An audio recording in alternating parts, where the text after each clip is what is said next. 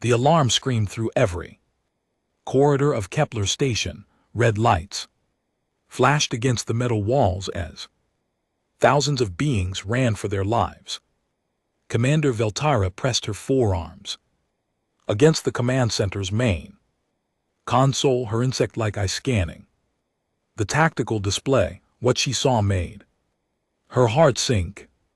47 enemy ships surrounded the station. The Drakmor Empire had come in force, their black warships forming a perfect circle around Kepler station like hungry wolves around cornered prey. Their massive dreadnoughts bristled with weapons while smaller attack ships darted between them like deadly fish. "Commander, our defense fleet is gone," reported Lieutenant Keshwa, his crystalline body glowing pale blue with fear. All 12 ships destroyed in the first wave. Veltara's antennae twitched. 12 good ships and their crews wiped out in minutes. The Drakmor had struck without warning, appearing from fold space like ghosts. No declaration of war, no demands, just death from the void. "What about the distress signal?" she asked. "Broadcasting on all frequencies," said Communications Officer Yul 10, her amphibious skin glistening with nervous sweat. "But the nearest cooperative fleet is 3 weeks away." 3 weeks? They had maybe 3 days before the Drakmor broke through their shields. Veltara looked around the command center at faces from a dozen different worlds. Zephyrians like herself with their compound eyes and quick minds. The crystal-bodied Vorthak who could interface directly with computer systems. Aquari who could breathe both air and water. A few others from smaller colonies. All of them were about to die. "Incoming transmission," Yul 10 announced. "It's from the Drakmor flagship." The main screen flickered to life. War Admiral Theknesh appeared, his scaled reptilian face cold as space itself. Battle scars crisscrossed his snout and his yellow eyes held no mercy.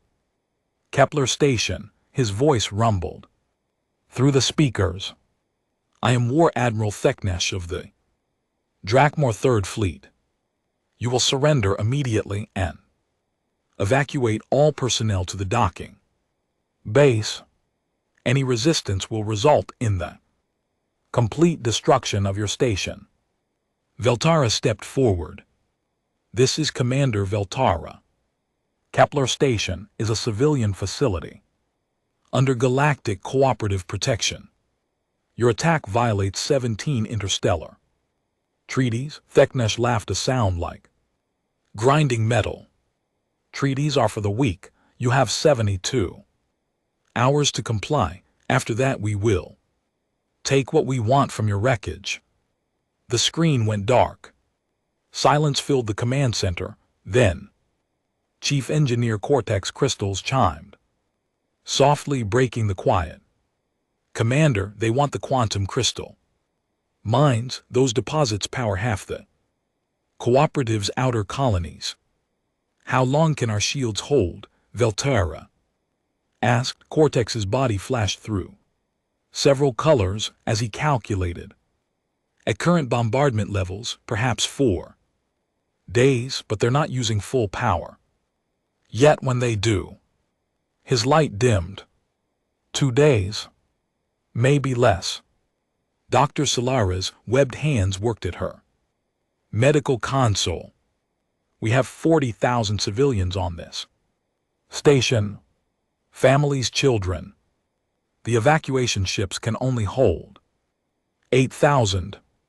The math was simple and terrible. Most of them would die here. Through the station's thick windows, Veltara could see the Drakmor ships positioning themselves. They moved with practiced precision, like they'd done this many times before. Probably because they had. The Drakmor Empire had been expanding for decades, crushing anyone who stood in their way. What about fighting back? Asked Security Chief Noctur, his massive form casting shadows across the room. His species, the Gornaki, were natural warriors. We have defensive weapons against 47 warships. Veltara shook her head. We might damage a few, but they'll reduce us to scrap metal.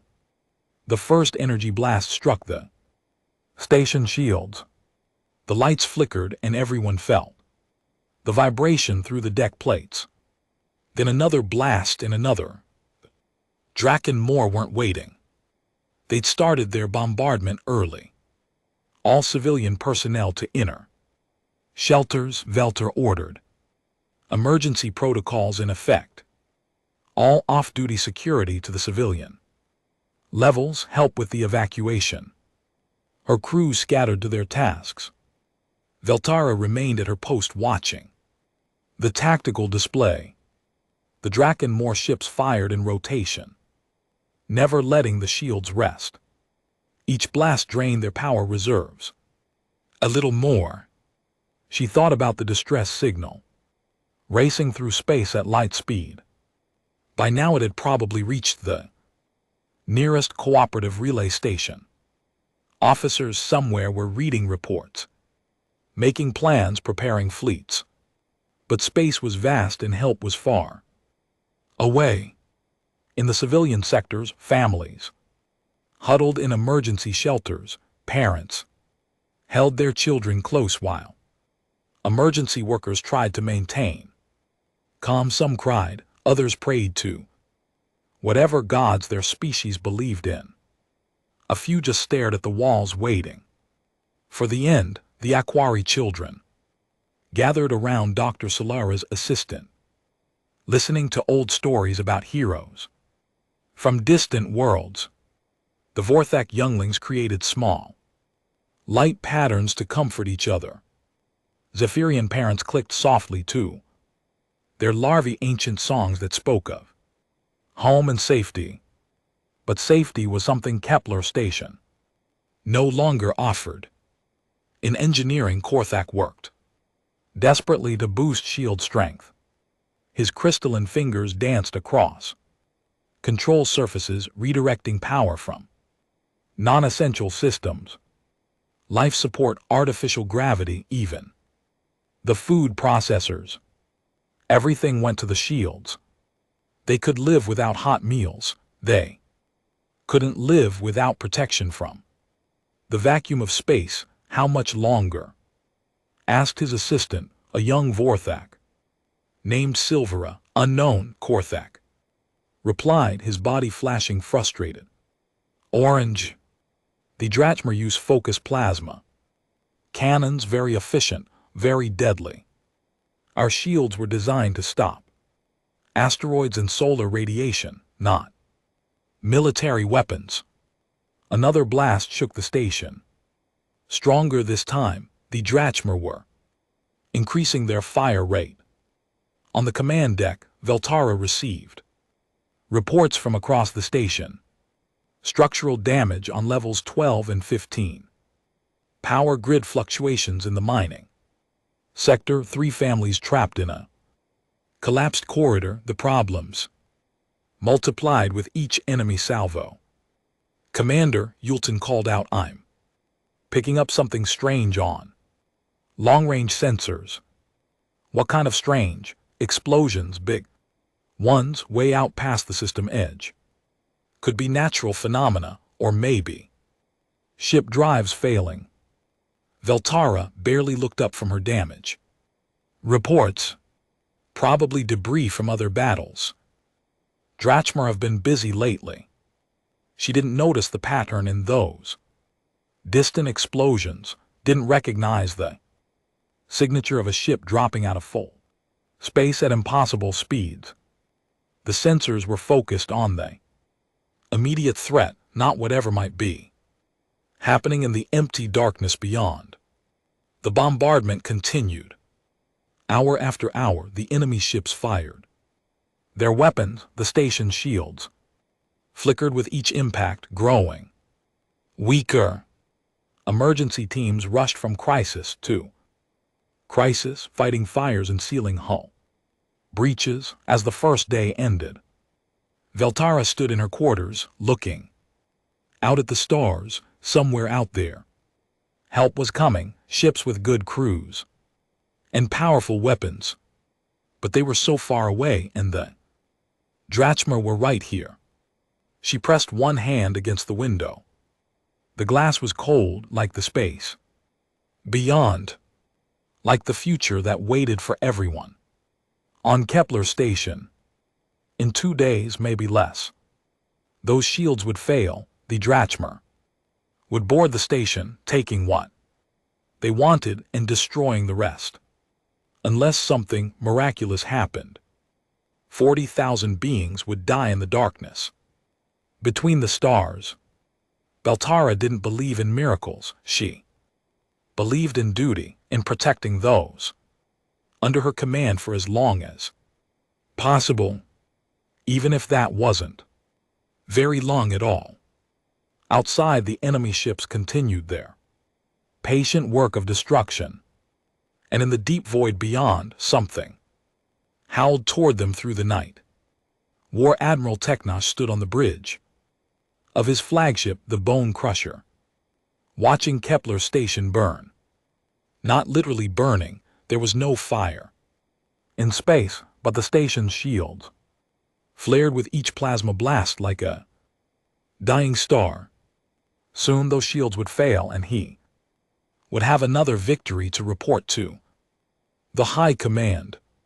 Status report, he commanded, his clawed hands clasped behind his back. Shields down to 60%, reported his weapons officer. At current rate of fire, they will collapse in 36 hours. Teknosh nodded.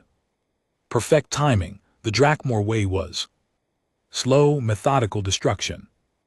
Let the enemy watch death approaching. Let them feel helpless. Fear made them weaker, more likely to surrender valuable information. Any word from their evacuation ships. 8 small transports launched. We destroyed them as ordered. Good. Teknosh's yellow eyes glowed with satisfaction. No one escapes, no one carries word of our presence here. The War Admiral had crushed 43 worlds in his career, space stations, planetary colonies, even entire star systems, all had fallen to his patient tactics. He would bombard them until their defenses cracked, then send in boarding parties to claim whatever resources remained. Kepler Station would be no different. Inside the dying station, Chief Engineer Korthak worked in the deepest levels of the engineering section. His crystalline body pulsed with stress patterns as he rerouted power from system to system. The shield generators were running beyond safe limits, but safe limits didn't matter anymore. Korthak, his assistant Silvara, called out, "The primary fusion reactor is showing stress fractures. How long before failure?" 18 hours, maybe 20. Korthak's body flashed angry red. The reactor was their heart. Without it, the shields would die instantly, and the Drachma would punch through the hull like paper. But if he pushed it too hard, it might explode and take half the station with it. Reduce shield strength by 5%, he ordered. Route the saved power to reactor cooling. It bought them time. Not much, but every minute mattered. 3 levels up, Dr. Solara moved through the medical bay like a ghost. Her amphibious features were pale with exhaustion. She'd been working for 20 hours straight, treating injured civilians and preparing for the casualties that would come when the shields failed. A young Zephyrian larva sat on one of the medical beds, its tiny arms wrapped around a stuffed animal from Earth. The toy was old and worn, a gift from some Human traitor years ago, the child didn't understand what was happening, only that. The adults were scared. Will they monsters hurt us? The larva asked in its chirping voice. Solara knelt beside the bed, her webbed hands gentle. The grown-ups won't let that happen. It was a lie. When the Drachmor came, there would be no protection. But the child needed hope, even if hope was false. In the command center, Commander Valtara studied enemy fleet positions. The Drachmor had formed a perfect sphere around the station. Their ships spaced precisely to prevent any escape. They'd done this before. Many times. Commander called Lieutenant Keshwa. I've been analyzing their attack patterns. They're following standard siege protocol, systematic bombardment until structural collapse. How standard? Very. The Drachmor Military Academy probably teaches this exact formation, Keshwa's crystalline form dimmed with worry. I've seen records of their previous conquests. They always use the same tactics. Valtara's antennae twitched. Thoughtfully. Always. Yes. Same ship positions, same firing patterns, same timing. They're very predictable. Predictable can be useful. But useful for what? Her tiny remaining defense force couldn't fight 47 warships, even if she knew exactly what the enemy would do. Next, knowledge without power meant nothing. The station shuddered under another barrage. Emergency lights flickered in the corridors as power fluctuations rippled through the electrical grid. In the civilian shelters, people held each other tighter. Communications officer Yulden looked up from her console. Commander, those sensor readings from the system edge are getting stronger. What kind of readings? Hard to tell. The interference from the bombardment is scrambling long-range sensors, but it looks like fold space distortions, big ones. Valtara frowned. Fold space was how ships traveled faster than light, creating temporary tunnels through higher dimensions. But the distortions Yulden was detecting were massive, far larger than any normal ship should produce. Natural phenomena. Maybe, or Yulden hesitated. The computer suggests it might be a very large ship or multiple ships traveling at extremely high velocity. How high? Higher than safety regulations allow. Much higher. Every species in the Galactic Cooperative followed strict rules about fold space travel. Enter too fast and the stresses could tear a ship apart. Exit too close to gravity well and you risked catastrophic collision. The math was well understood and the safety margins were generous. Could be a cooperative fleet, Valtara mused. Maybe they're pushing their engines to reach us faster. But even as she said it, she didn't quite believe it. Cooperative commanders were careful, methodical. They followed procedures and protocols. None of them would risk their ships and crews with reckless fold space maneuvers. On the Bone Crusher, Theknesh received similar sensor reports from his science officer. The Drachmor had detected the fold space anomalies hours ago, but dismissed them as irrelevant. Probably stellar activity, the science officer suggested. Or perhaps debris from battles in adjacent systems. How long until the station's shields fail? 32 hours at current bombardment rate. Continue the attack. Ignore the sensor. Ghosts. It was a decision that would haunt Theknesh for the rest of his very short Remaining life. Deep in Kepler, Station Civilian. Sections Managing Director Hunpa. Coordinated evacuation efforts, his. People, mostly office workers in there.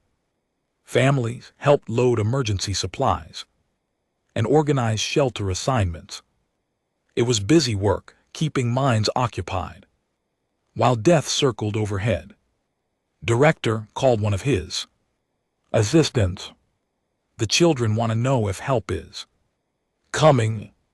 Hunpa looked at the sea of young faces. Around him, dozens of species all looking to him for answers he didn't have. The galactic cooperative was vast and powerful, but space was vaster. Help might be coming, but it wouldn't arrive in time. Yes, he said finally. Help is coming. Another lie, but sometimes lies were kinder than truth.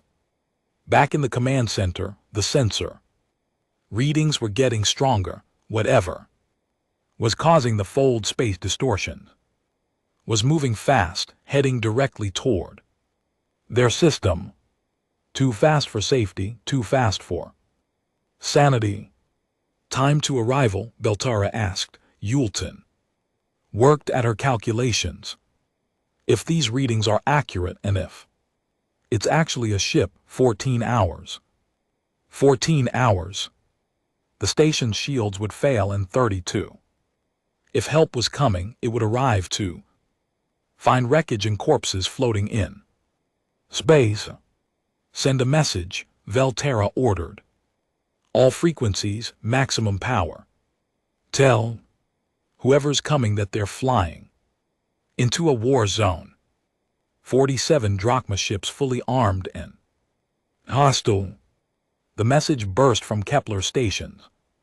Transmitters racing across space at light speed, but the approaching ship, if it was a ship, was still in fold space, isolated from normal communications. The warning would arrive too late to do any good. As the station's second day under siege began, the bombardment intensified. The drachma had grown impatient with their slow progress. More ships joined the attack, focusing their fire on key shield generators. In engineering, alarms screamed as systems failed one by one. Korthak and his team raced to repair what they could, but they were fighting a losing battle. The station was dying around them, one circuit at a time. Korthak, Silvera shouted over the noise. The main shield generator is overloading. Shut it down, switch to backup power. Backup is already at maximum. The shields flickered and dimmed. For a moment, the station was completely defenseless. Then the backup systems engaged. But they were weaker, much weaker. On his flagship, Teknesh smiled as he watched the enemy shields falter. Increase bombardment rate, target their power stations. I want this finished within 18 hours. The drachma ships obeyed, their weapons glowing brighter as they poured destruction into Kepler station. The end was approaching fast. But in the void beyond, something else was approaching faster. Captain Elena Vasquez gripped her command chair as the TFS Retribution screamed through fold space at velocities that would have terrified any sane commander. The ship groaned around her, metal and composite stressed beyond their design limits. Red warning lights bathed the bridge. Hellish light. Captain, called her first officer, Commander Jackson Hayes. We're pushing the engines at 130% capacity. Any higher and we risk catastrophic failure, noted Elena. Replied, her dark eyes fixed on the tactical display. Athena, time to emergence.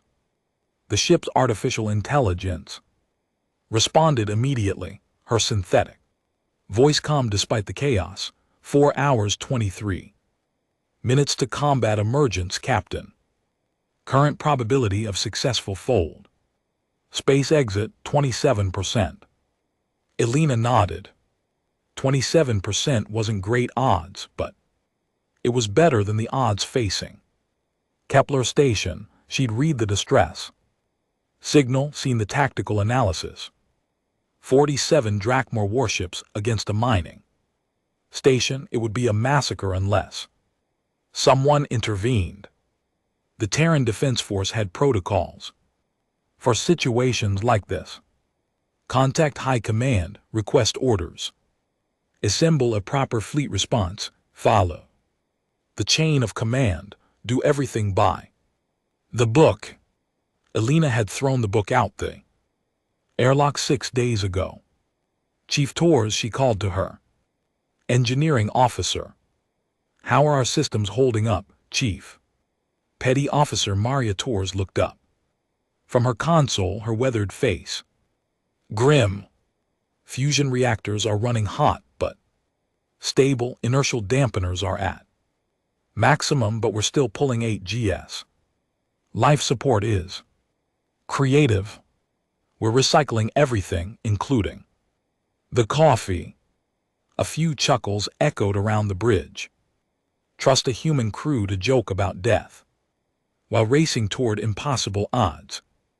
Elena had commanded the Retribution for 3 years. She knew every bolt and wire in the ship, knew her crew like family. They were good people, all volunteers, who'd signed up to protect others.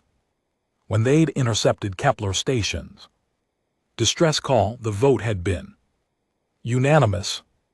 Go help. The fact that they'd be violating direct orders didn't matter. The fact that they'd probably die didn't matter. 40,000 civilians were about to be slaughtered, and the Retribution was the only ship close enough to help. Captain, Hayes said quietly, we could still turn back. Send the distress signal to High Command, let them handle it. Alana looked at him. Hayes was a good officer, played everything by regulations, but he'd also voted to proceed with the rescue mission. You know those people will be dead before any official response arrives. She said, yes, ma'am. But we're one ship against 47. The math isn't in our favor. Since when do humans care about math? It was an old joke in the Terran Defense Force. Other species calculated odds, analyzed probabilities, made logical decisions based on available data. Humans looked at impossible situations and asked, yeah, but what if we try anyway? Dr. Sarah Kim, the ship's medical officer, spoke from her station near the back of the bridge. Captain, I should mention that prolonged exposure to these G-forces could cause brain hemorrhages, organ failure, and structural damage to skeletal systems. Noted Doc. How long can we maintain current acceleration? Medically speaking, we passed the safe limit 4 days ago. Dr. Kim shrugged. But humans have survived worse. Probably. The bridge shook as another fold space fluctuation rippled through the ship's structure. Outside, the reinforced windows twisted. Space-time created impossible colors and shape. Most species found fold space terrifying. Humans had learned to navigate it the way their ancestors had sailed Earth's oceans, with skill, courage, and a healthy disrespect for the dangers involved. Athena, Alana called. Run final combat calculations. Assume we emerge at current velocity. Calculating, Captain.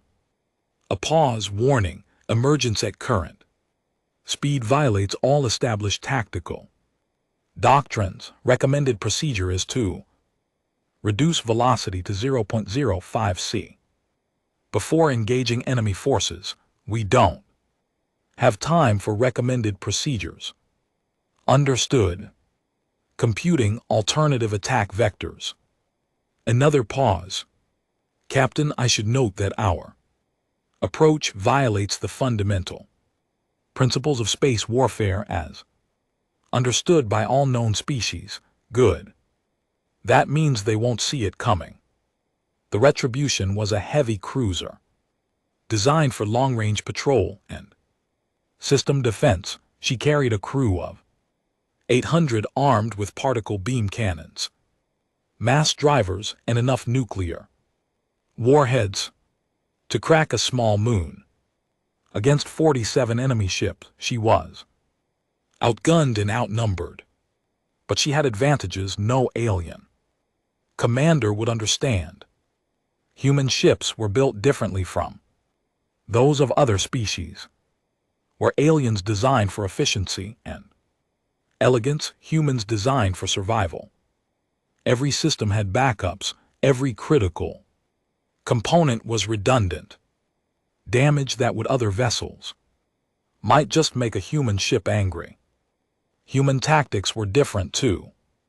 Other species fought at long range, maneuvering carefully to avoid damage.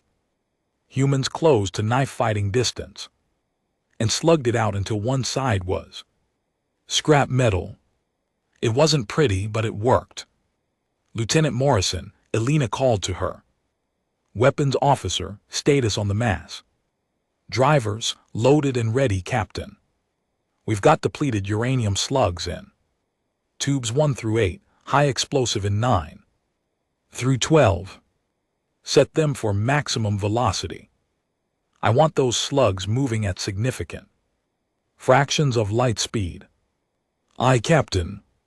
But ma'am, firing at those velocities while we're moving this fast, the targeting computers will have microseconds to calculate firing solutions.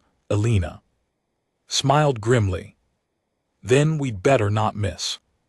The ship's intercom crackled to life. All hands, this is the captain. We're about to drop out of fold space directly into a combat zone. 47 hostile ships. Unknown defensive capabilities. Our job is simple: protect Kepler Station and its 40,000 civilians. She paused, looking around the bridge at faces she'd known for years. Good people, brave people. People who'd volunteered for what amounted to a suicide mission. I won't lie to you, she continued. The odds aren't good. We're outnumbered, outgunned, and flying into a situation that would make any rational species turn around and go home. But we're not any rational species. We're humans. And humans don't abandon people in need. Through the ship, 800 crew members listened to their captain's words. In engineering, they pushed the fusion reactors beyond safe limits. In weapons control, they loaded the mass drivers with rounds that could punch through battleship armor. In medical, they prepared for casualties. None of them questioned the mission. None of them suggested retreat. They were Terran Defense Force, and their motto was simple: we leave no one behind. Athena, Elena said, begin a merge sequencer. Captain, I feel compelled to remind you that our survival probability remains at 23%. What's the survival probability for Kepler Station if we don't intervene? 0%. Then 23% is infinitely better. Begin emergence. The fold space tunnel around them began to collapse as the Retribution prepared to return to normal space through the shifting colors of higher dimensions. Elena could see the faint glow of distant stars. Somewhere ahead waited Kepler Station, and 40,000 people who didn't know help was coming. Emergence in 30 seconds, Athena announced. All systems report ready. Weapons charged, shields at maximum. Damage control team standing by. Elena leaned forward in her chair. Remember, people, we're not here to win a glorious victory. We're here to buy time for those civilians. Every second we keep the enemy busy is another second for them too. Live. 10 seconds to emergence. The ship shuddered as fold space began to release its grip. 5 seconds. Elena's hands tightened on her chair. Arms. Emergence in 3, 2, 1. The retribution burst back into normal space-time like a bullet from a gun. She was traveling at nearly 15% the speed of light, moving faster than any warship in galactic history had ever moved while engaging enemy forces. On Kepler station, Yulton's sensors screamed as they detected the impossible. A ship emerging from fold space at combat velocity, heading directly toward the Drachmer fleet. Commander, she shouted, I'm reading a massive fold space emergence. Single ship unknown. Configuration velocity. She paused, checking her readings twice. Velocity point 15C and climbing. Commander Veltara stared at the tactical display. No ship could maintain structural integrity at those speeds. It was physically impossible unless the ship was human. What's their heading? Direct intercept with the Drachmer flagship. Time to contact. Yulton's voice dropped to a whisper. 18 minutes. 18 minutes until a single human warship collided with an entire enemy fleet. It would be the shortest space battle in galactic history, or the most spectacular. War Admiral Teknosh stared at his tactical display in disbelief. A single ship was racing toward his fleet at impossible speeds, its fusion engines blazing like a small star. The vessel's energy signature was unlike anything in his databases. Science officer, he barked, what am I looking at? Unknown vessel, Admiral. Configuration suggests Terran origin, but no Terran ship has ever operated at such velocities. Current speed is beyond safe operational parameters. Teknosh's yellow eyes narrowed. He'd heard stories about the humans, the newest members of the galactic cooperative, primitive warriors from a backward world. According to most reports, their ships were crude, their tactics unrefined. They posed no threat to properly organized Drachmer fleet. How long until intercept? 15 minutes, Admiral. Dispatch the Blood Fang and Skull Crusher to deal with it. 2 destroyers should be sufficient for one small ship. It was the last mistake Teknosh would ever make. On the Retribution, Captain Elena Vasquez watched the 2 Draken destroyers break formation and accelerate toward her ship.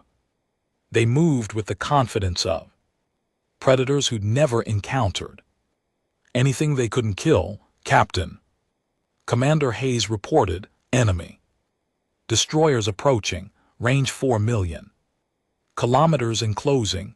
Their weapons, standard Draken loadout, plasma cannons, photon torpedoes, particle beams, effective range approximately 50,000 kilometers. Elena smiled coldly. And our effective range, mass drivers can engage at current distance, ma'am. Particle beams effective at 200,000 kilometers. Then we outrange them by a considerable margin. She keyed the ship-wide intercom. All hands stand by for combat acceleration. This is going to get rough. The Retribution didn't slow down. Instead, she increased speed, her fusion engines pushing her toward the enemy at velocities that defied common sense. Her mass drivers swiveled toward the approaching destroyers, targeting computers, calculating firing solutions at impossible speeds. Firing solution locked, reported Lieutenant Morrison from Weapons Control. Fire. 8 depleted uranium slugs launched from the Retribution's mass drivers, accelerated to significant fractions of light speed by magnetic coils. The slugs were each the size of a telephone pole and moving fast enough to penetrate any known armor. The first Draken destroyer, Blood Fang, had 3 seconds to register the incoming projectiles before they arrived. The ship's commander didn't even have time to order evasive maneuvers. 4 slugs punched through his vessels, shields like they weren't there, tearing through armor plating, bulkheads, and vital systems. Blood Fang exploded in a ball of superheated plasma, its reactor containment failing catastrophically. The explosion was visible from Kepler Station, a brief new star that flared and died in the space between worlds. The second destroyer, Skullcrusher, managed to alter course slightly. 3 of the remaining 4 slugs missed, but the 4th struck the ship's port side, shearing off weapon nacelles and life support systems. The destroyer tumbled helplessly, atmosphere venting from dozens of breaches. 2 destroyers neutralized, Morrison reported with professional calm. Time to main fleet, 11 minutes. Elena nodded. Athena, begin combat approach pattern. Delta 7. Captain, the AI replied, pattern. Delta 7 has never been attempted at current velocities. The G-forces involved may exceed human tolerance. Then, we'd better hold on tight. Retribution began a series of wild maneuvers that would have torn apart any other ship. She rolled dove and spiraled through space like a fighter craft instead of a heavy cruiser. Her inertial dampeners screamed in protest, but they held. On Kepler Station, Commander Voltara watched the impossible display. How fast is that ship moving? Still accelerating, Yultan reported, her voice filled with awe. They're up to 0.17 C now. And they're dancing through space. I've never seen anything like it. Human ship moved like something alive, weaving between space debris and asteroids with fluid grace. Its course corrections were so rapid and precise that tracking systems struggled to follow. War Admiral Thaknesh felt the first touch of fear as he watched his destroyers die. All ships formed defensive sphere formation, concentrate fire on the human vessel when it enters range. Admiral, his tactical officer said, the human ship will arrive in 8 minutes, but sir, they're not slowing down. They have to slow down. No ship can engage in combat at those speeds. But the Retribution had no intention of slowing down. Captain Vasquez was attempting something no sane commander would try. A high-speed attack run through the heart of the enemy formation. Range to target 500,000 km, Morrison announced, particle beams coming online. The Retribution's main weapons were particle beam cannons designed to strip electrons from atoms and fire the resulting plasma at near light speed. At close range, they could melt through battleship armor. At the speed the human ship was traveling, they became something close to death rays. Target the enemy flagship, Elena ordered. All weapons, continuous fire. The Retribution opened up with everything she had. Particle beams lanced out from her weapon batteries, striking Draken ships with surgical precision. Mass driver slugs followed, punching. Through shields and armor like bullets. Through paper. Nuclear warheads detonated in perfect formation. Each explosion timed to maximum effect. The Draken fleet returned fire, but their weapons couldn't track a target moving at 17% of light speed. Plasma bolts and photon torpedoes chased the human ship through space, always arriving where she'd been instead of where she was. Direct hit on enemy cruiser Bone Grinder, Morrison reported. She's breaking up. Another hit on the battleship Death's Edge. Her shields are down. Alina felt the ship shudder as a Draken plasma bolt scored a glancing hit. Damage report. Minor hull damage on Deck 7 came. The reply from Chief Torres. Armor held. We're still at full combat. Effectiveness. The Retribution dove through the Draken formation like an avenging angel. Her weapons blazing. She was too fast to target effectively, too maneuverable to trap, and too well armored to stop. Every second of her attack run left. Another enemy ship damaged or destroyed. My God, whispered Commander Hayes, watching the tactical display. We're actually doing it, but Captain Vasquez knew better. They were buying time, nothing more. The Retribution was tough, but she wasn't invincible. Eventually the Draken would land enough hits to slow her down. When that happened, 47 ships would focus their fire on one target. Athena, she called, how much longer can we maintain this attack pattern? Unknown, Captain. We are operating beyond all established parameters. An explosion rocked the ship as a photon torpedo found its mark. Warning lights flashed as systems failed throughout the vessel. Direct hit starboard side. Torres reported. We've lost mass driver 4 and particle beam battery 2.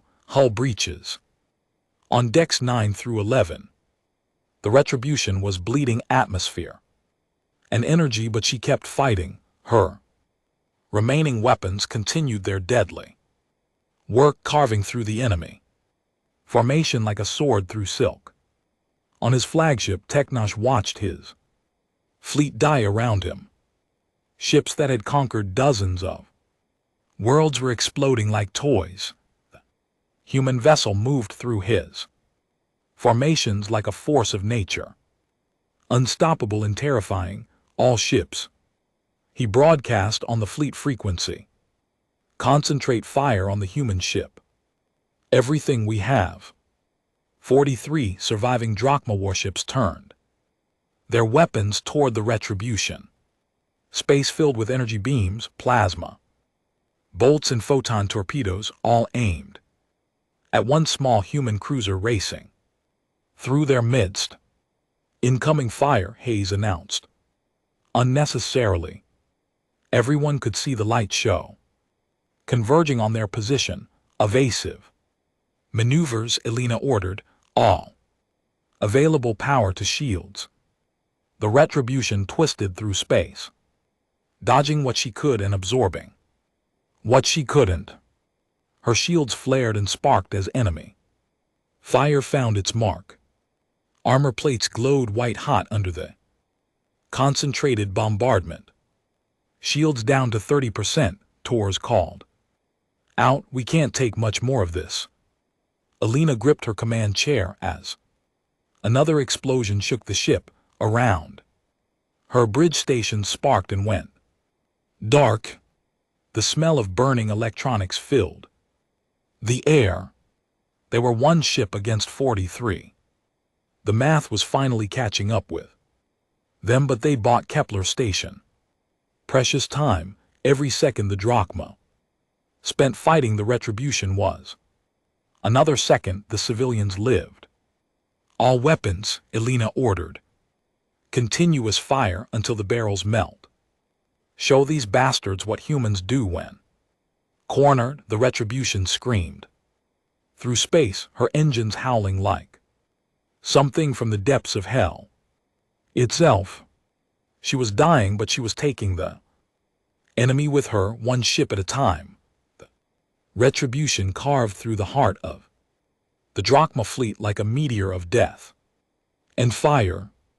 Her hull glowed white-hot from accumulated hits, atmosphere venting from dozens of breaches. But her weapons never stopped firing. Captain Chief, Torres called from her station. Fusion Reactor 3 is offline, running on backup power. Captain Elena Vasquez felt blood trickling down her forehead from a head wound. The bridge was a chaos of sparking consoles and emergency lighting. Half her crew was injured, but they stayed at their posts. How many enemy ships left? She asked. 16, Lieutenant Morrison replied, his voice hoarse from smoke inhalation. But Captain, we're not going to last much longer. Elena knew he was right. The Retribution had been designed to survive, but no ship could take this kind of punishment forever. They destroyed or disabled 31 drachma vessels in 20 minutes of combat, a feat that would be talked about for generations. But physics was physics, and they were dying. Athena, she called to the ship's AI. Damage assessment. Catastrophic damage to hull sections 7 through 15. The synthetic voice replied, calm as always. 73% of weapons systems offline. Life support failing on multiple decks. Estimate total structural failure in 6 minutes 27 seconds. 6 minutes. Elena looked around the bridge at her crew. They were still fighting, still trying to protect people they'd never met. That was what made humans different from every other species in the galaxy. They didn't calculate odds when lives were at stake. All remaining ships came the voice of War Admiral Teknosh over the communication channels. Destroy that vessel. I want every weapon firing until nothing remains but atoms. The surviving Drachma warships closed in like vultures, their weapons glowing with deadly intent. The Retribution was trapped in the center of a tightening circle, unable to escape. Too damaged to fight much longer, but Elena wasn't ready to give up. Tors, she called, how much power can you give me from the remaining reactors? Captain, if I push them any harder, they'll explode. That's the idea. Root everything, and I mean everything too. The main particle beam array, life support, artificial gravity, inertial dampeners, everything. Tors stared at her. Ma'am, that will kill us. We're dead anyway, but maybe we can take their flagship with us. Understanding dawned on the chief's weathered face.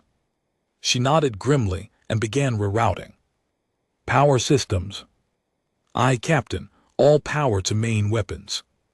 The Retribution began to die around them. Life support failed, leaving them breathing recycled air.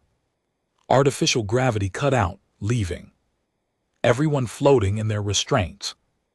The inertial dampeners went offline, meaning every movement of the ship would crush them with G-forces, but the main particle beam array blazed with power, like a small sun dot on Kepler station.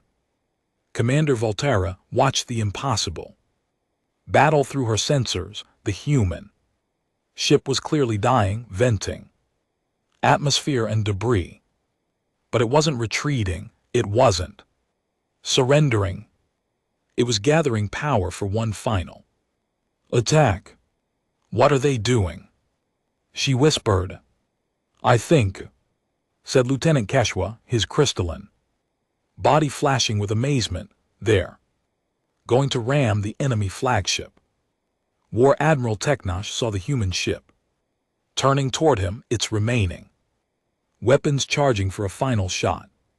His tactical officer was screaming damage. Reports, but Thaknesh barely heard them.